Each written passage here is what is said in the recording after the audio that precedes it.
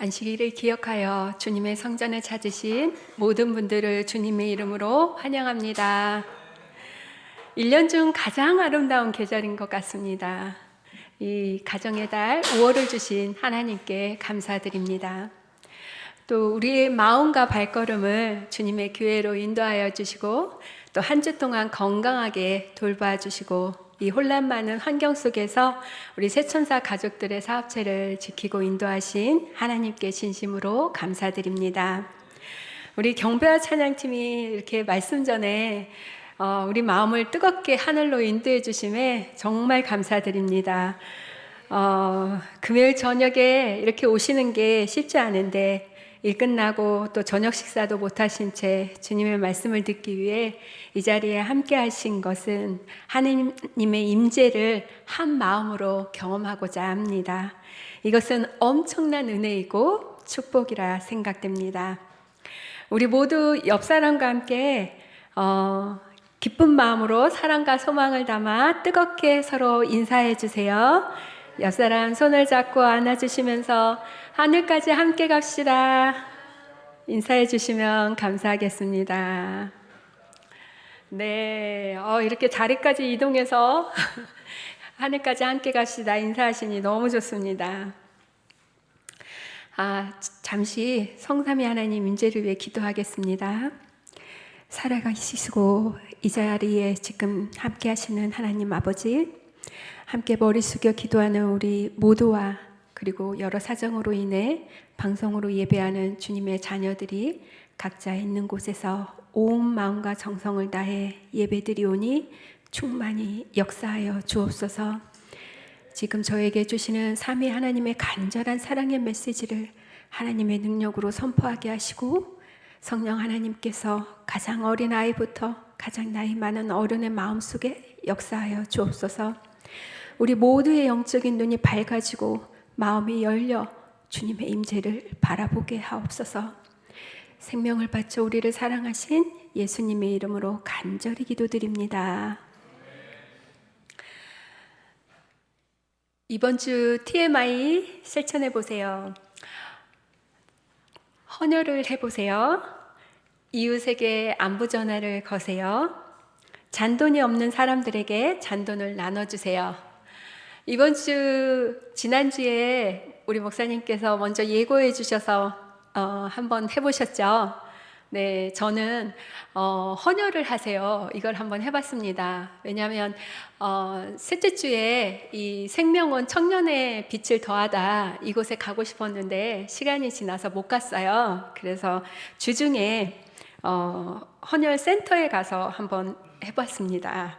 조금 무서울 수도 있는데 예수님 사랑의 힘으로 용기를 주세요 하고 기도하면서 했습니다. 다음 주 우리 TMI 예고를 한번 해보겠습니다.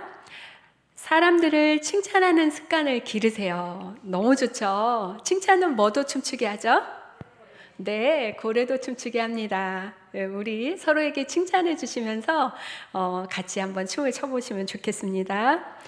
두 번째, 교회에 어린이를 데리고 온 부모를 도와주세요. 우리 새천사교회는 어린이들이 많죠. 아침부터 준비하고 오려면 참 힘들 텐데 그래도 많은 부모님들이 아이들을 데리고 이렇게 교회에 오시니 너무 좋습니다.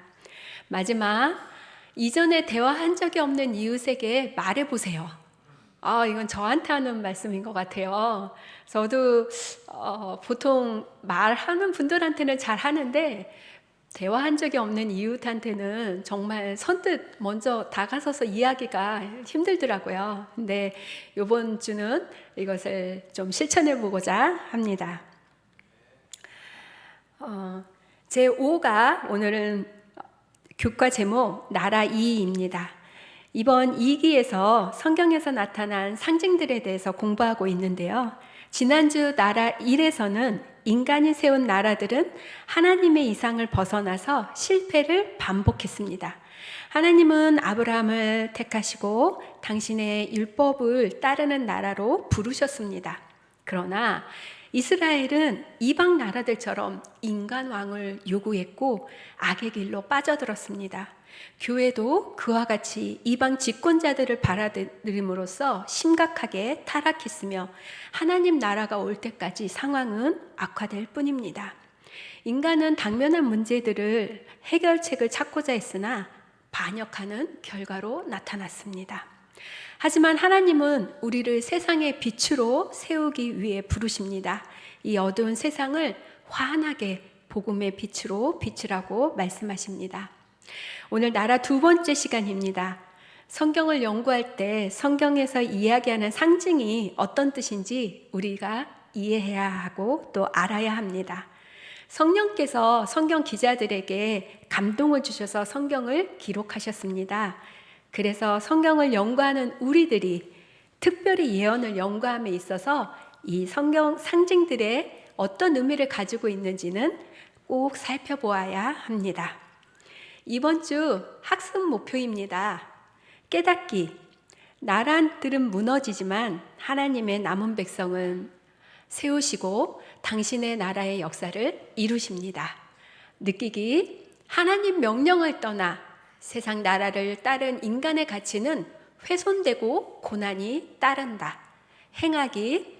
하나님 나라를 사모하며 사명을 가지고 세상의 하늘나라의 영광과 복음을 나눈다.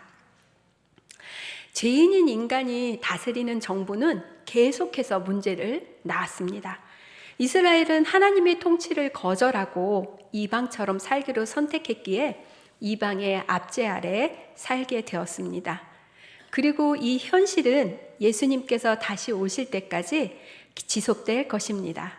그러므로 하나님께서는 하나님의 나라를 사모하는 백성들을 구별하셔서 힘과 능력이 되시는 하나님께 피하여 생명을 누리라고 약속하십니다. 이번 주 기억절 말씀입니다. 너희는 가만히 있어 내가 하나님 됨을 알지어다. 내가 문 나라 중에서 높임을 받으리라. 내가 세계 중에서 높임을 받으리라. 시편 46편 10절 말씀입니다. 이 시편 46편은 하나님은 우리의 피난처시오 힘이시니 환난 중에 만날 큰 도움이시라고 시작합니다. 천지와 열방이 대격변을 겪을지라도 하나님의 백성은 피난처이신 하나님 품속에서 안전하다는 것을 노래한 웅장한 찬송 시편입니다. 이 시편의 별명이 있는데 혹시 아시나요? 시편 46편은 루터 시편이라고 알려졌어요. 왜냐하면 루터가 종교개혁을 하면서 어려운 위기 때마다 이 시편을 자주 암송했고 마침내 이 시편을 에서 내주는 강한 성이여, 이 찬양을 아시죠? 이 찬양의 가사의 배경으로 삼았기 때문입니다. 이번 주 교과 기억절 너희는 가만히 있어 내가 하나님 됨을 알지어다. 내가 문 나라 중에서 높임을 받으리라. 내가 세계 중에서 높임을 받으리라 하시는데 이 성경절을 현대어 성경에서는 너희는 잠깐 멈추고 라고 번역했습니다. 우리의 가장 큰 문제는 무엇일까요? 네, 맞습니다. 그것은 우리가 어떤 문제가 생기면 어떻게 하려고요? 그쵸. 내가 먼저 하려고 막 그렇게 하는 것입니다. 전혀 기다릴 줄 모르는데 그 문제가 있습니다. 우리 하나님께서 우리를 위해 일하실 틈을 주지 않는 것이 우리의 비극입니다. 저는 올해 학교 다니면서 의미 있는 일들을 여러 가지 계획했었는데요. 그중 하나가 삼육대학 체육관 수영장을 다니는 거였습니다. 초급반부터 시작해서 지금 한 단계 올라갔는데요. 오늘 아침에도 수영을 하면서 강사님이 물속에서 몸에 힘을 빼고 물을 타기 위해서 기다리라고 계속해서 이야기하는 것입니다. 근데 이것이 생각보다 쉽지 않습니다. 그런데 오늘 아침 하도 이 말이 귀에 쟁쟁해서 그렇게 해보았습니다.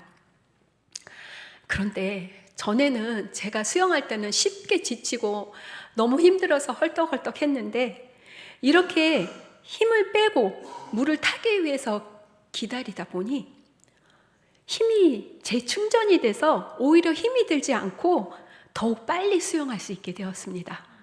그래서 강사님이 그걸 보시더니 다음 달에는 한 단계 더 업그레이드를 시켜주신답니다. 이렇게 제 힘이 아닌 물의 힘을 느끼는 경험을 하니 너무너무 신기했습니다.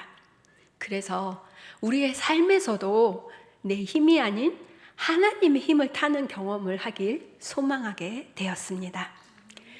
우리 이스라엘 백성들이 출애굽할 때 홍해 앞에서 홍해가 갈라지기 전에 스스로 다른 길을 찾느라고 정신이 없었고, 앞에는 홍해, 뒤에는 애국 군대가 쫓아오고 있을 때 그들은 길을 찾으려고 애를 썼습니다.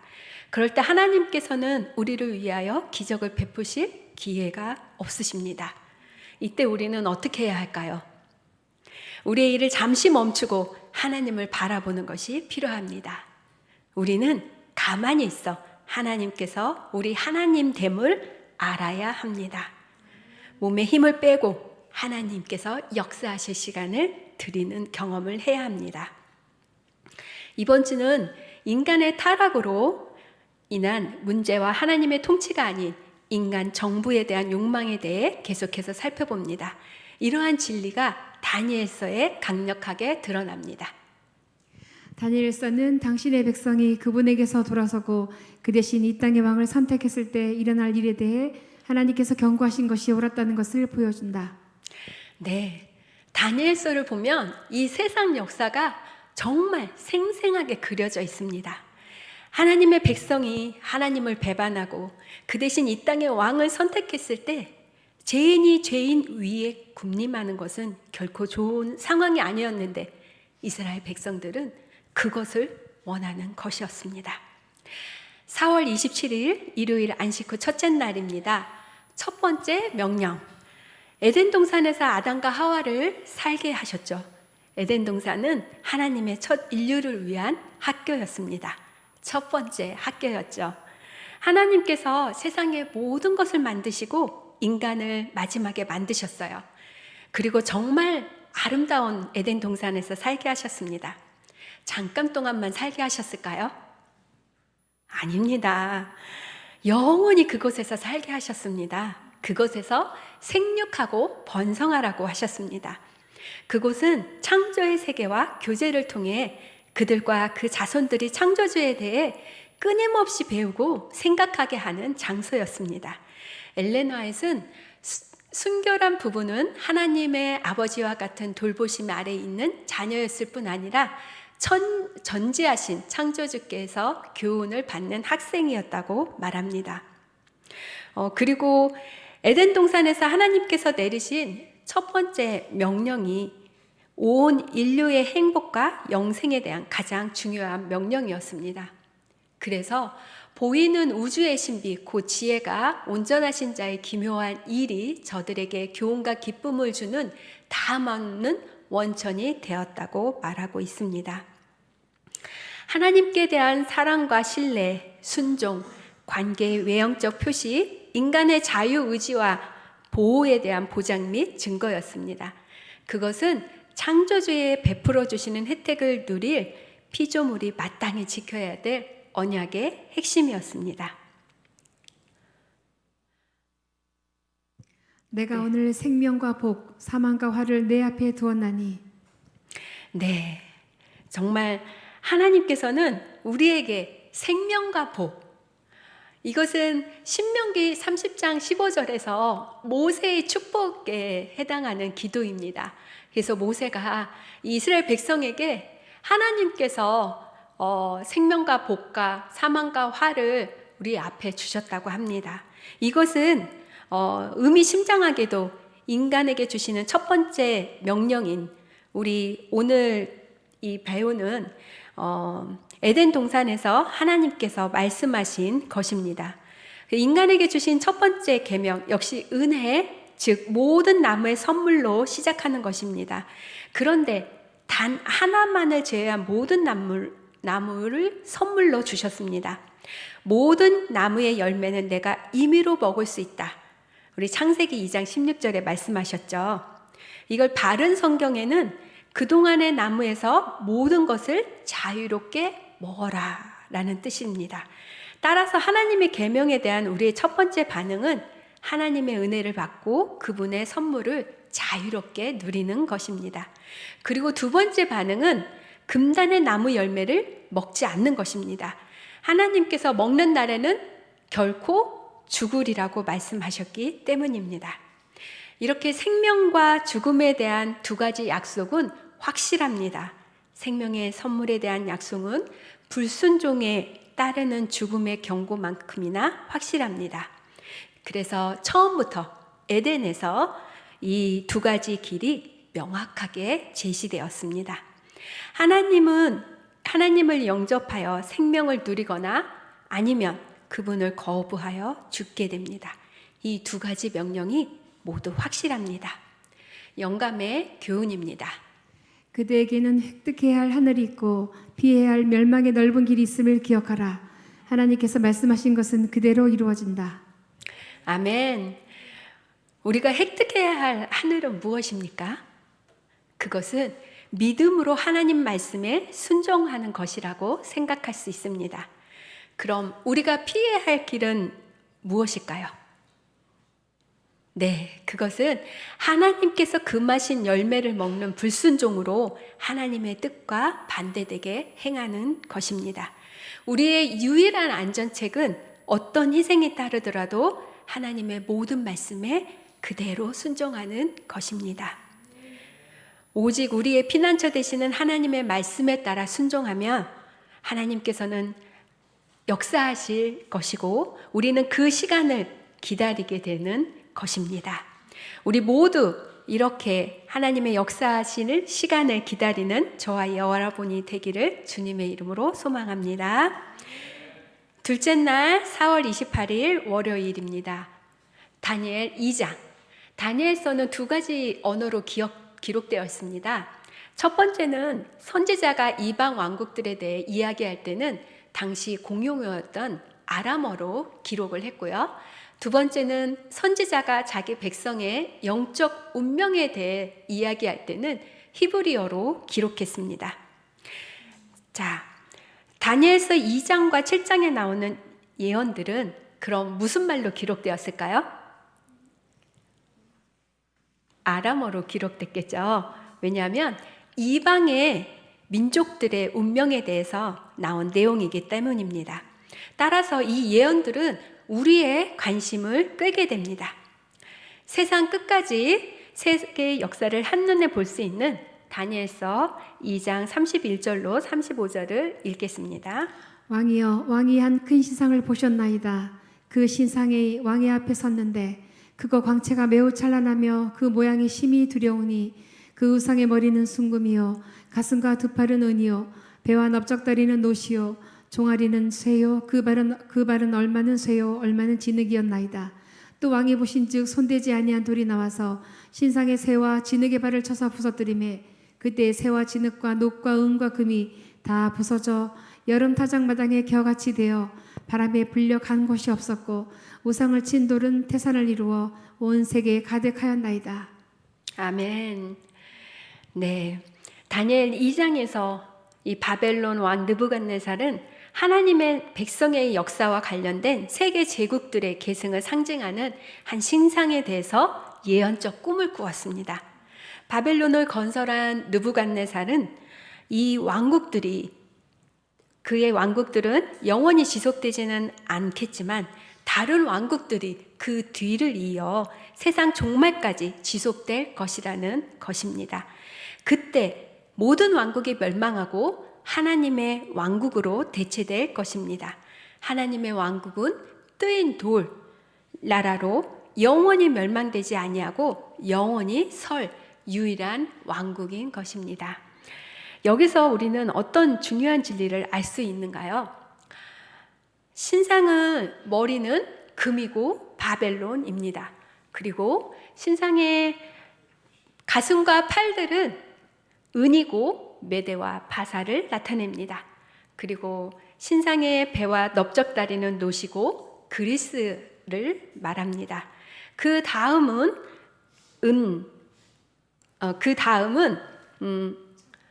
철, 로마 나라를 이야기합니다.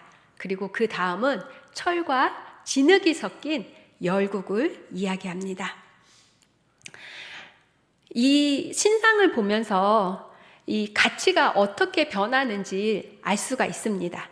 발로 내려갈수록 점점 가치가 떨어지게 됩니다. 그 다음의 나라로 갈수록 강대한 것처럼 보이지만 그 가치들은 정복된 나라보다 못하다는 것을 알 수가 있습니다. 19세기에 많은 사람들은 인류의 진보에 대해서 새로운 확신이 가득했습니다. 예를 들어 1900년 파리 세계박람회에 미래에 대한 낙관주의가 넘쳐흐르고 있었습니다. 기술과 과학의 발전으로 많은 인류의 가장 심각한 난제들이 해결될 것처럼 보였습니다. 인류가 20세기에 접어들면서 많은 사상가 사이에 인류의 완전성과 이성의 힘과 같은 계몽주의 이상이 인류에게 멋진 새 시대를 열어줄 것이라는 낙관론이 팽배했습니다. 그러나 이 낙관론은 오래가지 못한 것을 우리는 역사를 통해 알 수가 있습니다. 왜냐하면 1차 세계대전이 1914년 7월 28일에 시작되어 1918년 11월 10일까지 계속되었기 때문입니다. 인류의 기술적인 면은 발전했을지 모르지만 도덕적으로는 그렇지 않았습니다. 말틴 루터킹 목사는 이렇게 말합니다. 우리는 유도 미사일을 만들었지만 사람은 옳은 길로 유도하지도 못했다. 이것은 매우 무서운 조합이 아닌가. 네, 인간의 과학기술은 발전은 이루었지만 인간의 도덕적, 정신적 성숙이 따라오지는 못하는 현실이 안타까워 이런 명언을 남겼던 것입니다. 또한 찰스 다윈, 칼 막스 등 19세기 사상가들은 인류가 어떻게든 발전하고 있으며 생물학적, 사회학적으로 진화되고 있음을 설득하려고 노력했습니다. 지금 현재 인간의 삶은 물리적 수준에선 개선되었지만 사실 이 지구의 미래는 평화와 안정과 번영으로 궁극적으로 가고 있는 것일까요? 아니요, 그렇지 못하죠. 우리 영감의 교훈의 말씀입니다. 세상의 현명한 사람들은 마음에 역사하는 하나님의 영의 가마를 과학적 원칙으로 설명하고자 시도해왔다. 이 면에서의 가장 작은 발전이 영혼을 회의론의 미로 가운데로 인도할 것이다. 성경의 종교는 단순히 경건의 비밀이다. 어떤 사람의 마음도 그것을 완전히 이해할 수 없다. 그러므로 괘씸하지 못한 마음에는 전혀 이해될 수가 없다. 아멘. 현명한 사람들, 과학자, 사회학자들은 하나님의 영의 가마를 과학적으로 설명하고자 했지만 오히려 이러한 노력이 영혼을 회의론 속의 미로로 가게 할 것이라고 합니다. 왜냐하면 성경의 종교는 경건의 비밀이기 때문입니다. 어떤 사람도 그것을 완전하게 이해할 수가 없고 또 마음이 예수님의 사랑으로 변화되지 못한 사람은 더더욱 이해하기가 어렵기 때문입니다. 4월 29일 셋째 날입니다. 다니엘서 7장은 우리 7장과 2장의 두 예언은 동일하게 네 나라에 대해서 이야기를 하는데요. 다니엘서 7장 1절로 3절 말씀입니다. 바벨론 벨사살 왕 원년에 다니엘이 그의 침상에서 꿈을 꾸며 머릿속으로 환상을 받고 그 꿈을 기록하며 그 일의 대략을 진술하니라. 다니엘이 진술하여 이르되 내가 밤에 환상을 보았는데 하늘에 네 바람이 큰 바다로 몰려불더니 큰 짐승 넷이 나왔는데 그 모양이 각각 다르더라. 아멘. 이 다니엘 2장과 7장의 동일한 것은 네 나라 바벨론, 메데바사, 그리스, 로마의 계승을 다루고 있다는 것입니다. 그렇지만 이 역사의 종말에 대한 초점은 각 예언마다 다릅니다. 이렇게 7장에는 짐승들로 나타났습니다. 그리고 그 짐승들은 나라, 왕을 상징합니다. 짐승들의 꿈에서 종말은 인자이신 예수 그리스도께서 구름 가운데 강림할 것으로 임합니다.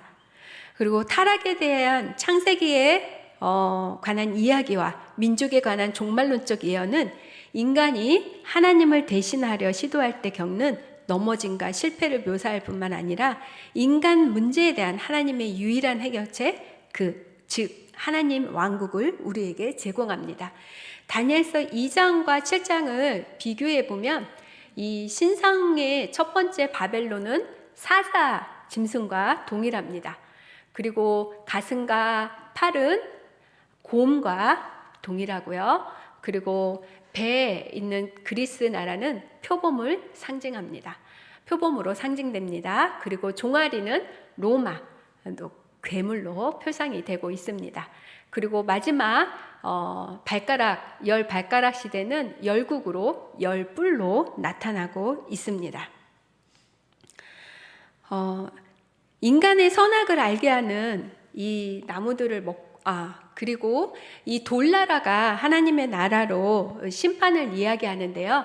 하나님의 나라가 이렇게 심판이 되어서 우리에게 하나님의 나라, 예수님의 재림이 우리에게 주어지는 것입니다. 인간의 선하게 아는 나무, 또 나무의 그 열매를 따자마자 더 이상 생명나무에 접근할 수 없게 되었다는 것은 우리가 또 이 모든 것에 대해서 알 수가 있습니다. 그리고 이 예언의 연구는 축복이 된 영감의 교훈을 읽어주시기 바랍니다. 이 세상 역사의 종말이 가까이 이르고 있는 때이때 다니엘이 기록한 예언들은 우리가 사는 바로 이 시대와 관계가 있으므로 우리는 그것에 특별한 주의를 기울여야 한다. 이 예언들은 신약 성서의 마지막 책의 가르침과 연결시켜야 한다. 사탄은 많은 사람이 다니엘과 계시자 요한의 기록 중 예언된 부분은 이해할 수 없는 것이라고 믿도록 인도했다. 그러나 이 예언들은 연구하면 특별한 축복이 함께하리라는 약속을 분명히 했다. 아멘. 네, 이 세상의 종말이 가까이 이르고 있는 이때 우리는 다니엘서와 또 계시록의 예언들을 연구하는 것은 정말 큰 축복이 아닐 수 없습니다. 그리고 우리가 이 예언의 부분을 이해할 수 없을 거라고 사단은 우리를 그 말을 믿게 하지만 이 예언들을 연구하면 특별한 축복이 우리에게 함께 할 것이 분명합니다. 그리고 저희가 창세기와 또 이 다니엘서, 계시록을 창세기부터 다니엘서까지 다 보면 인간을 선악을 알게 하는 나무의 열매를 따자마자 더 이상 생명나무에 접근할 수 없게 되었죠. 근데 이러한 영광성에서 얻는 두 가지 교훈이 있습니다. 그것은 첫째, 생명은 인간의 자연스러운 부분이 아니라는 것입니다. 인간이 에덴 동산에서 선악과를 먹기 전에 영생을 하나님께서 약속하셨는데 그것은 어느 때 영생을 얻느냐면 생명나무의 열매를 따 먹었을 때 영생을 얻게 되는 것입니다. 그래서 이 에덴 동산에서조차 아담과 하와는 생명을 얻기 위해 하나님으로부터 그 생명을 의존했다는 것을 알 수가 있습니다. 그리고 둘째는 생명은 단순히 생물학적 조건만이 아니라 영적이고 도덕적인 차원도 가지고 있다는 것입니다. 그래서 다니엘서의 예언에 따르면 바벨탑을 세우려는 교만한 시도 이후에 열국이 평화와 행복을 이루지 못한 것은 창조주 하나님을 대적하여 하나가 되려는 그들의 욕망 때문이었습니다. 하나님께서 내려오셔서 그들을 흩으셨기 때문에 그들은 하나가 되지 못하고 흩어지게 되었습니다. 이렇게 바벨탑 이야기를 암시하는 다니엘 2장의 예언은 이와 유사한 연합을 위한 여러 헛된 시도를 언급합니다. 철과 진흙이 섞이려고 열심히 시도를 했지만 그러나 이 열왕의 시대에 하나님의 나라, 하나님이 한 나라를 세우시리니 이것은 영원히 망하지도 아니할 것이고 모든 나라를 쳐서 멸할 것이라고 우리 다니엘서 2장에서 함께 보았습니다. 이렇듯 하나님의 나라는 하나님께서 세우시고 꼭 우리의 인간 세상의 역사 종말이 이를 때 이 모든 예언들은 이루어질 것입니다. 네, 넷째 날 수요일 소지입니다. 땅과 바다 사이에 이번에는 성경절들이 많이 나오는데요. 우리가 이 성경절을 유심히 봐주시기 바랍니다. 네, 요한계시록 13장 1절로 3절 말씀입니다. 내가 보니 바다에서 한 짐승이 나오는데 뿔이 열이요 머리가 일곱이라. 그 뿔에는 열 왕관이 있고 그 머리들에는 신성모독하는 이름들이 있더라. 내가 본 짐승은 표범과 비슷하고 그 발은 곰의 발 같고 그 입은 사자의 입 같은데 영이 자기의 능력과 보좌와 큰 권세를 그에게 주었더라. 그의 머리 하나가 상하여 죽게 된 것 같더니 그 죽게 되었던 상처가 나음에 온 땅이 놀랍게 여겨 짐승을 따르고. 아멘. 감사합니다. 우리 땅과 바다 사이에 이 성경에서 땅과 바다의 장면은 특히 예언에 있어서 많은 것을 말해줍니다. 성경 예언에 등장하는 땅과 바다가 땅을 위협하는 것처럼, 바다가 땅을 위협하는 것처럼 이스라엘을 위협하는 이방 국가들을 가리킵니다. 이런 견해에서 땅은 하나님의 통치 위에 세워진 안정된 장소이며 바다는 인간의 교만 위에 세워진 나라들의 불안정한 혼란을 나타냅니다. 이 요한계시록 13장 1절에서 3절 말씀을 보면 이렇게 바다에서 한 짐승이 나오는데 뿔이 열이고 머리가 일곱이고 그 뿔에는 열 왕관이 있고 그 머리들에는 신성모독하는 이름들이 있다라고 합니다. 이렇게 계시록 12장의 용이 여자를 핍박하는데 물을 사용해서 앞서 본 것처럼 예언은 물을 종종 세상 정부와 그에 따르는 혼란과 혼돈을 상징합니다. 따라서 우리 교회는 교회 역사의 대부분을 통해 사탄이 어떻게 지도자들을 선동하여 대중을 이용하여 하나님의 백성을 박해했는지 알 수가 있습니다. 그리고 13장의 이 두 번째 짐승은 땅에서 올라옵니다. 이 땅은 오랫동안 종교적 박해를 받는 전 세계 수백만 명의 사람들에게 종교의 자유를 주는 땅이었습니다. 하나님께서는 박해받는 신자들을 위해서 새 땅을 준비하셨습니다.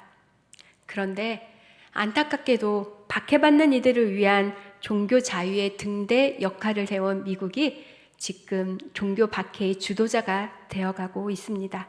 이것은 인류가 하나님의 통치를 받는 대신 스스로 통치하기로 선택했을 때 일어나는 일의 또 다른 예가 됩니다. 영감의 교훈입니다. 그러나 세속적 권력을 가지고 종교적 의무를 강요하는 바로 그 행위로 말미암아 교회들은 스스로 짐승의 우상을 만들게 된다. 이런 의미에서 북미 합중국이 일요일 준수를 강요하는 것은 짐승과 그 우상에게 경배하도록 강요하는 일이 된다. 네, 마지막 때 우리는 어떻게 되나요? 우리가 피할 곳이 있을까요? 네, 없습니다.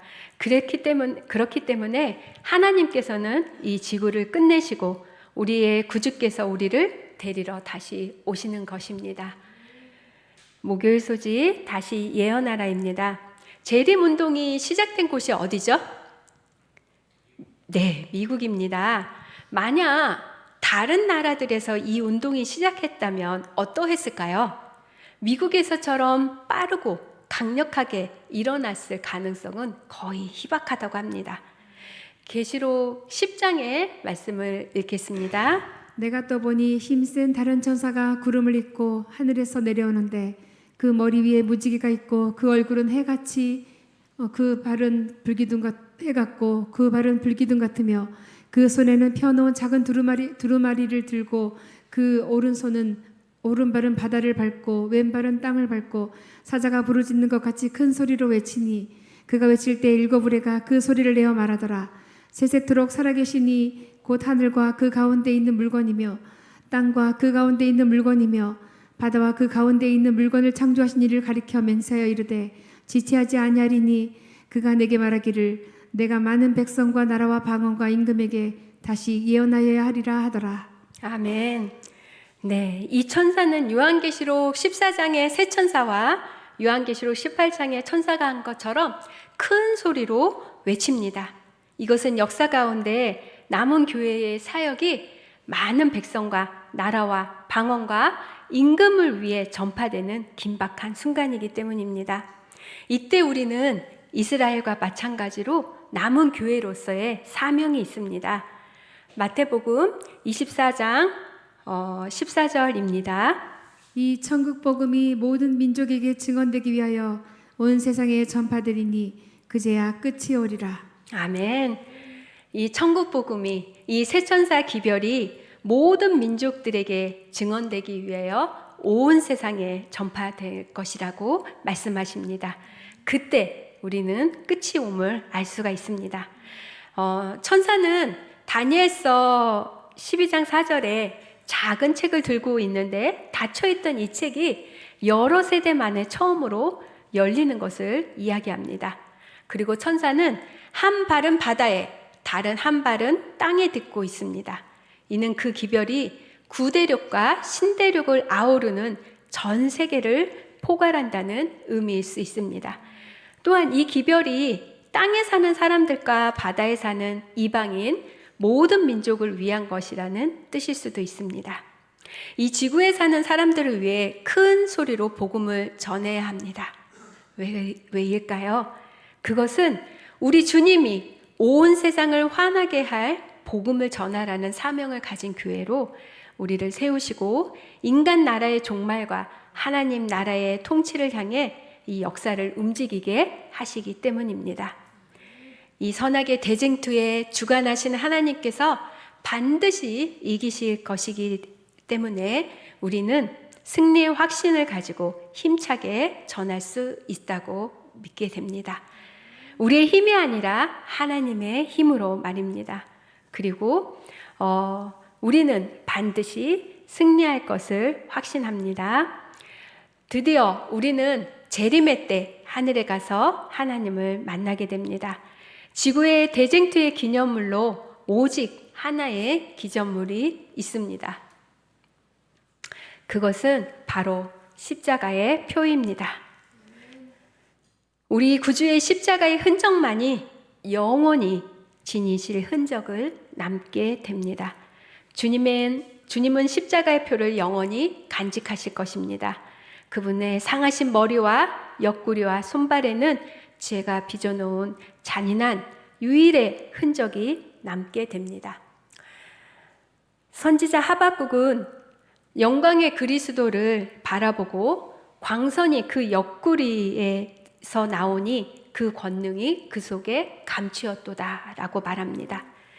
인류를 하나님과 화목하게 하시기 위해서 붉은 피를 흘린 그 옆구리는 구주의 영광이 나타나고 권능이 그 속에 감추인 곳입니다. 속죄의 희생 제물이 되심으로 구원하기에 능하셨던 그분께서는 하나님의 자비를 멸시한 자들에게 공의를 행하시는 일에도 강하셨습니다. 그분의 굴욕의 편은 그분의 가장 큰 영광이며 영원한 시대를 통하여 갈보리의 상처들은 주님께 찬양을 드리게 하고 그분의 능력을 선포할 것입니다. 나눔과 적용입니다. 우리 예수님의 생명까지 모든 것 주시는 십자가 사랑에 어떻게 반응할 수 있습니까? 세천사 기별을 땅끝까지 전하기 위해 내가 무엇을 할 수 있겠습니까? 두세 분씩 서로 나누고 기도하겠습니다.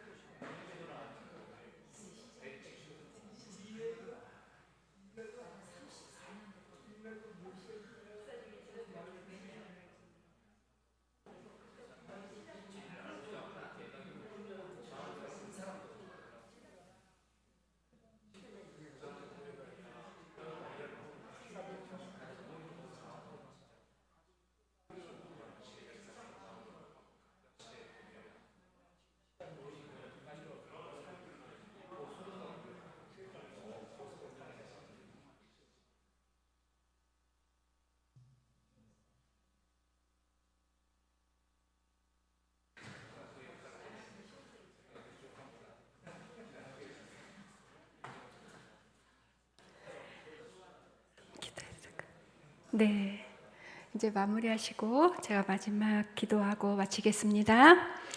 사랑하는 아버지 하나님, 오늘 우리는 다니엘서와 요한계시록의 예언을 통해 이 땅의 왕국들이 아무리 강하고 위대하더라도 결국 예수 그리스도의 영원한 왕국 앞에 모두 무릎을 꿇을 것임을 확신히 믿게 되었습니다. 세상의 끝날까지 남은 교회로서 우리 사명인 새천사 기별을 전하게 하시니 감사합니다. 우리의 힘이 아닌 하나님의 능력으로 이 땅에서 승리하게 하시며 그리스도의 십자가의 표를 우리 마음에 새기며 살아가게 하옵소서. 이제는 우리 주 예수 그리스도의 은혜와 아버지 하나님의 크신 사랑과 성령님의 교통하심이 새천사 성도들과 그들의 가정 위에 그리고 이 땅의 모든 형제 자매들 위에 영원토록 함께 하시길 축원합니다.